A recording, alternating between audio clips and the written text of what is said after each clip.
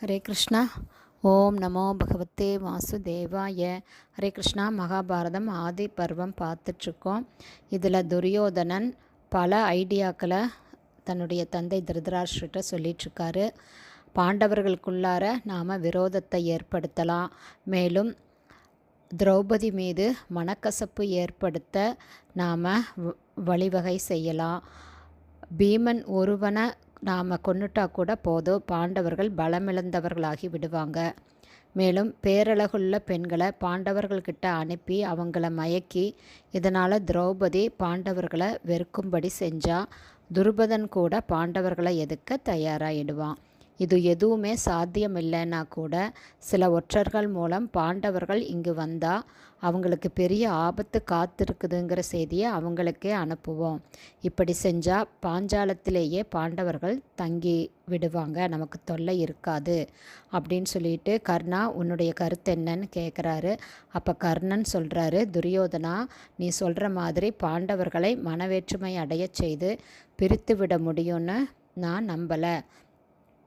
ஏன்னா தன்னுடைய முன்னோர்கள் ஆண்ட ராஜ்யத்தை தாங்களும் ஆளணும்னு அவங்க உறுதியாக இருக்காங்க. மேலும் பாண்டவர்கள் காமவசப்பட்டவர்கள் அல்ல அப்படிங்கிறதுனால திரௌபதி மூலமாகவும் பல பெண்கள் மூலமாகவும் அவங்கள மயக்கிவிட முடியாது. மேலும் எந்த பெண்ணுமே தன்னுடைய குடும்பத்தில் எந்த பிரச்சனையும் வரக்கூடாதுன்னு தான் நினைப்பாங்க.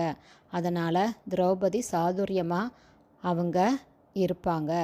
மேலும் துருபத மன்னன் பணத்தாசை பிடித்தவன் அல்ல அப்படிங்கிறதுனால அவனை பாண்டவர்களை விரோதம் பண்ணும்படி செய்ய முடியாது. நம்மளுடைய தந்திரங்களும் பயன் தரப்போவதில்லை. ஏன்னா பாண்டவர்கள் சிறுவர்களாக சிறகு முளைக்காத பறவைகள் போல இருந்தபோதே உன்னுடைய தந்திரங்கள்லேருந்து அவங்க மீண்டும் மீண்டும் தப்பிச்சாங்க.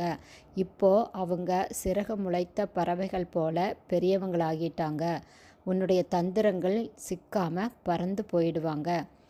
அதனால் நீ சொன்ன இந்த வழிவகை எதுவுமே நமக்கு பயன் தராது. யுத்தம் ஒன்று தான் எனக்கு தெரிந்த சரியான வழி. அதனால் முறையாக திட்டமிட்டு நாம் யுத்தம் செய்யலாம். அதுதான் உன் போன்ற வீரர்களுக்கு உகந்த செயல்.